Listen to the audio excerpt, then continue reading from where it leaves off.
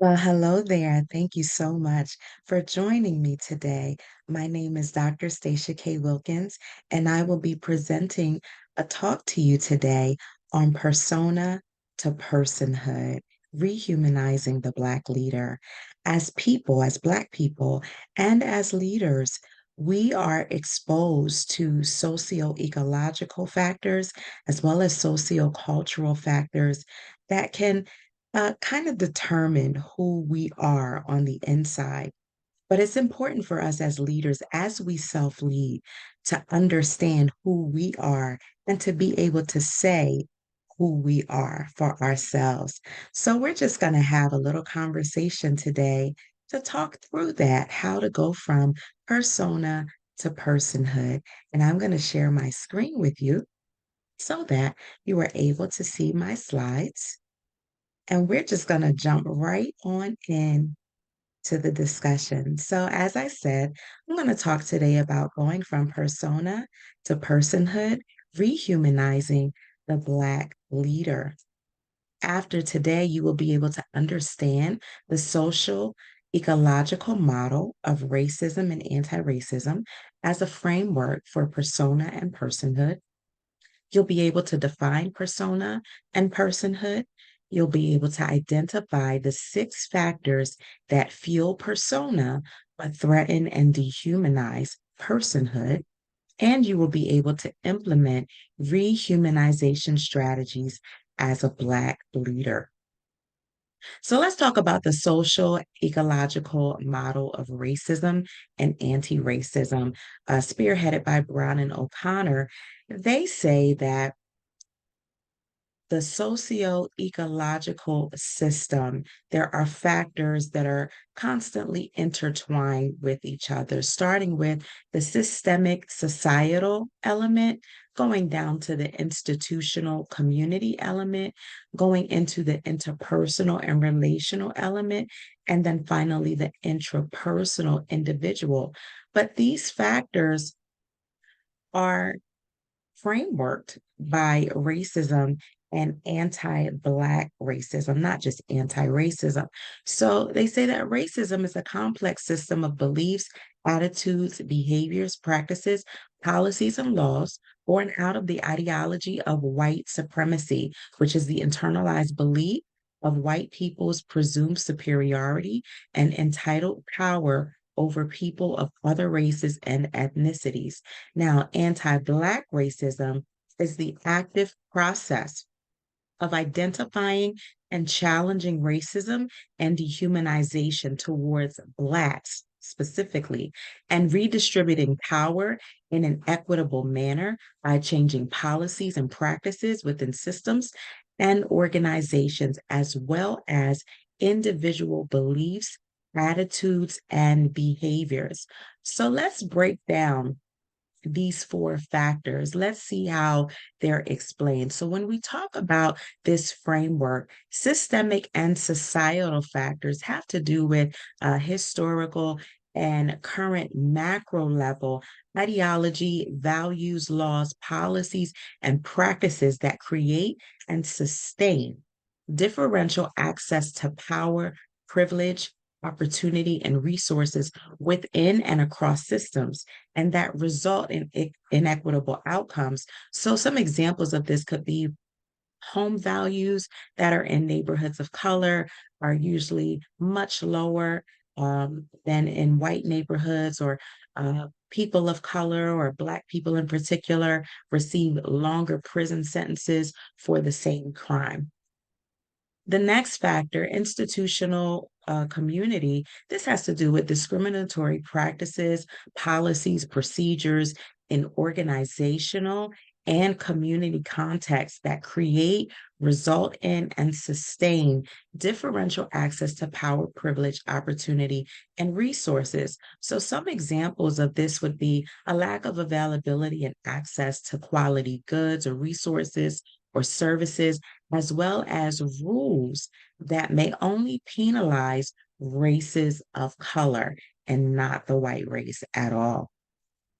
The next factor of this model is interpersonal and relational. So this has to do with verbal and nonverbal prejudice and discriminatory interactions between individuals. And examples of this would be microaggressions, police brutality, and stigmatization. And then the last factor in this model would be intrapersonal individual. So this is simply negative racialized ideas, feelings, and attitudes. This has to do with personal racism, so how one may feel towards another race, as well as internalized racism, how this particular person feels about their own racial group. So it is important to build out this framework of it, of course, not exhaustively, because our internal environment impacts, excuse me, our external environment impacts our internal environment, and it really does determine how we show up. Do we show up as our persona, or do we show up as the full person that we are? And our these socio-ecological factors a lot of times determine that. So let's talk about the difference between persona and personhood. Persona is a strategic mask of identity. It is a more desirable or public image of one's personality. It's an adopted social role, not a real one, but an adopted one. And it's usually like a fictional character. So, an idealized version, maybe, of oneself that a person decides to live out. Whereas personhood, on the other hand, it's all about self awareness. It's all about the state of being present fully as yourself and being alive. It's about integrating positive and negative sensations as well as positive and negative experiences. Personhood is the real you. Usually, persona is the masked you. It is the you that puts up defenses so that you can hide in your environment and survive there. But personhood is the courage to be fully who you are in the face of adversity and in the face of winning, right? So let's talk about six enemies of personhood. And these enemies, they're enemies of personhood, but they actually are six things that fuel persona. So they perpetuate persona, but they threaten our personhood. The first one is shame. And shame says, at my core, I am bad or defective. So I need to be something more acceptable or something more tolerable. Shame is so insidious because it eats away at us from the inside out. And it really causes us to turn against ourselves. It causes us to commit emotional violence to ourselves while putting ourselves through a shredder. We are literally just putting ourselves, just shredding ourselves to pieces when we are operating in shame. Shame can manifest itself through so many different ways, but I just identified a few here. It may manifest itself through addictions, through people pleasing, through overcommitting oneself. Lack of vulnerability, lack of connection, silencing yourself, not allowing yourself to have a voice, covering all bases to avoid embarrassment or humiliation, as well as the inability to make decisions. That's how shame shows up. The second enemy, we have all heard of this one, imposter syndrome. So, imposter syndrome basically says, I'm a fraud and they're going to find out. I don't know what I say that I know. So they're going to find out that I really don't know what I'm saying I know or how I'm acting out what I know. Imposter syndrome is a pattern of self doubt pertaining to one's skills, talents, or accomplishments, despite external evidence of one's competence. So there is no regard for your own skills, talents, or accomplishments because there's this chronic pattern of self doubt. And imposter syndrome manifests itself via what is called the twins of overworking and avoidance. So a lot of times we overwork, we're constantly committing, we're constantly working, we're never taking a break, we've got to get it right, or we completely procrastinate, we completely avoid. That's how it manifests in those two main areas. Also manifests itself in high standards and overachievements and via what is called the illusion of infallibility. In other words, perfectionism. So there's this illusion that, I have to be perfect. I can't make mistakes. There is no fault. But that's such an illusion. So that's how imposter syndrome manifests. The third enemy is narcissism. Narcissism typically says people never appreciate how special I am. They don't see, how wonderful I am. And narcissism is really about inflating the self to hide feelings of inadequacy and failure. Narcissism creates a shield of protection from vulnerability, from being seen, from being able to show up as you are. And it manifests through grandiosity, through superiority as well. The need for constant approval or validation, like the need for people to constantly agree with you, um, the poor treatment of others, lack of empathy, especially for those that you are connected to or those that you lead on your teams, as well as arrogance. Okay. The next enemy is rejection. And this is a big one. Rejection says, I am not chosen, basically. It is the feeling or the act of not being considered or being thrown away with little to no regard for one's value or worth. It is the antecedent to self doubt, self neglect, and self hate in the long run. And it manifests itself as having limited beliefs about yourself, rejecting others before they reject you, negative thought patterns, extreme sensitivity, constantly being offended by people and things, as well as low self esteem. The next enemy is insecurity and fear. So this basically says, I'm not smart, pretty, handsome, capable, equipped, strong, etc. enough. Basically, we can put whatever we want in that bracket, but ultimately, insecurity is saying, I'm not enough. I'm not enough of something. Insecurity is a feeling of inadequacy, not being good enough, and a feeling of uncertainty. It produces anxiety about your goals, your relationships, and the ability to handle certain situations. And this often manifests itself through comparison and unresolved trauma. The next one is anti-Black racism slash colorism. So basically, if we combine both of them, they say, I will always be other. Basically, I'll never be normal. I'll always be other. With these two combined, it says that Eurocentrism, any way, any method, any style of Eurocentrism is preferred over Afrocentrism.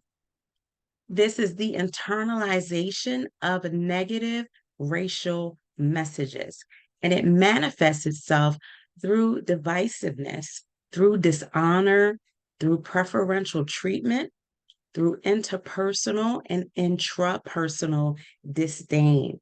So these are the enemies of personhood.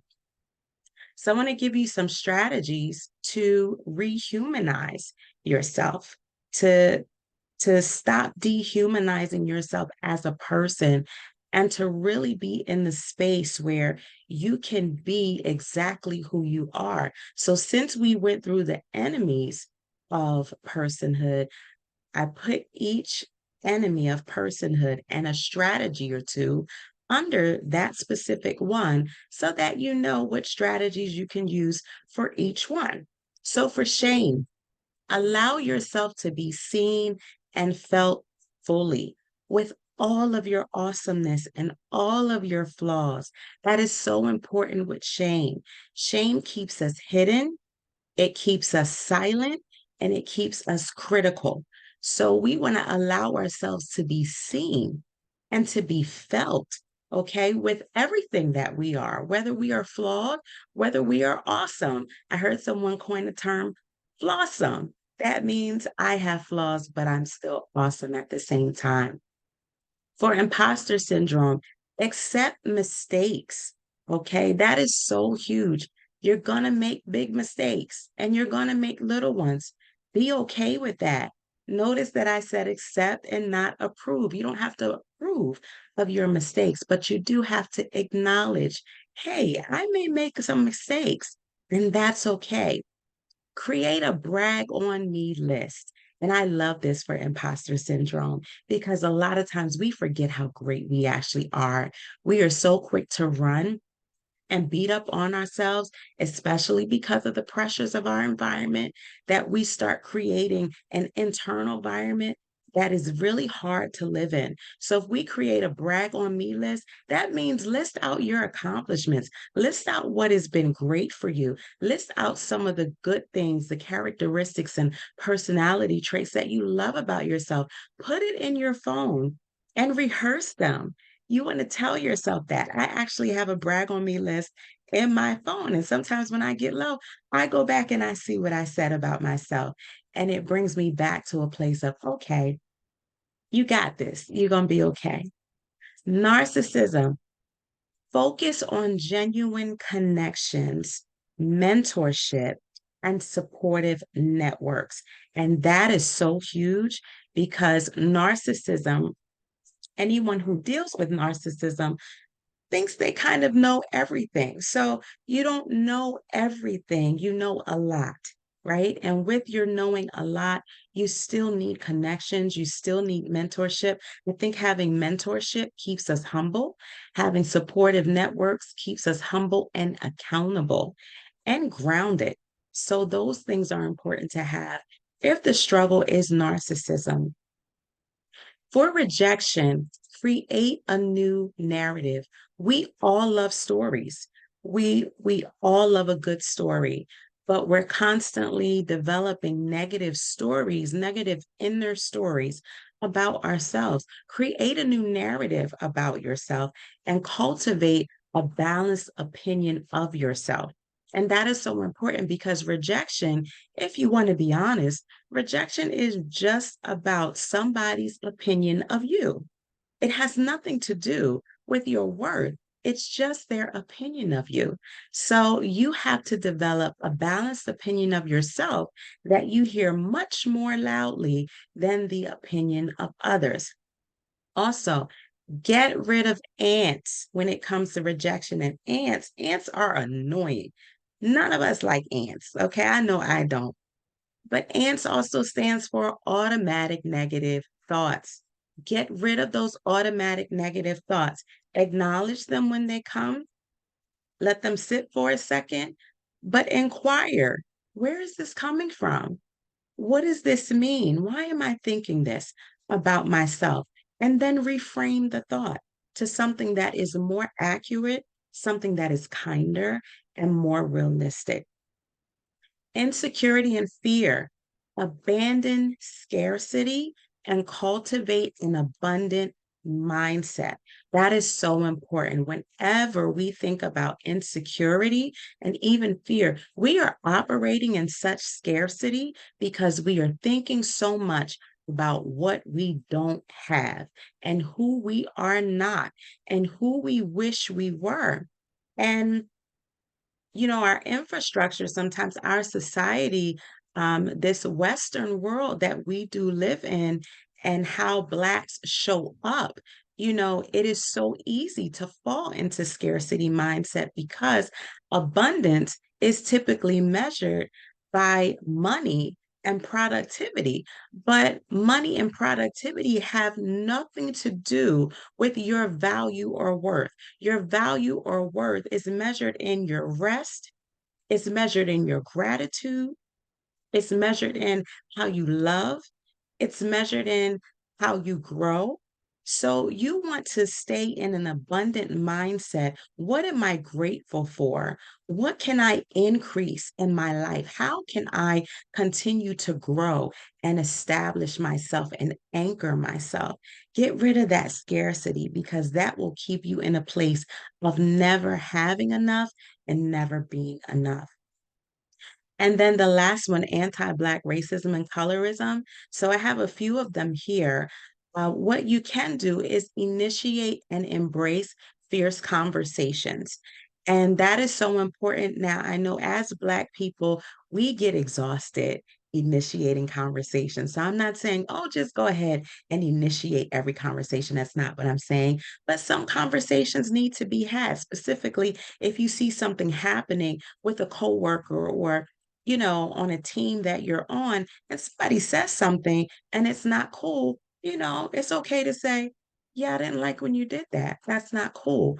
Fierce conversations are all about showing up, are all about coming to the table, talking about hard topics respectfully, but honestly. And we have to understand that conversation is relationship. Relationship is conversation. So, how we build conversations determine the sustainability as well as the demise of any relationship. So, look to build relationships by having fierce conversations. Unplug when you need to. Dealing with racism, dealing with colorism, it can be exhausting. Sometimes you just have to unplug, unplug from the activism, unplug from social media, unplug from advocacy. Sometimes you just have to unplug just to take a breath, to rest, and to get you back together so you can get back in the game. Educating yourself and challenging your biases is so important. Keep yourself educated, keep yourself knowledgeable about what is going on. Challenging your biases is so important. We all have them, whether we believe it or not, whether we feel it or not, we all have them. And we have to normalize our differences, learn to live our life in color. What does that mean? So it really means to surround yourself with different hues of people, literally different shades of people, and normalize these differences. Don't look at differences as your enemies, but look at differences as your chisels, as ways to sharpen yourself and grow and also to connect with people. Identify where you can make changes in your spheres of influence. And that is so important as a Black leader. You must be able to determine where your power lies, where you can influence at your level and make changes wherever you can. So these are strategies to rehumanize yourself, even in the face of the enemies of personhood. And the final word here, listen, we are all amazing. We are all fearfully and wonderfully made. But this is one of my favorite scriptures in Second Timothy 2:20 and 21. You are a vessel of honor. And it says, but in a great house, there are not only vessels of gold and silver, but also of wood and clay, some for honor and some for dishonor.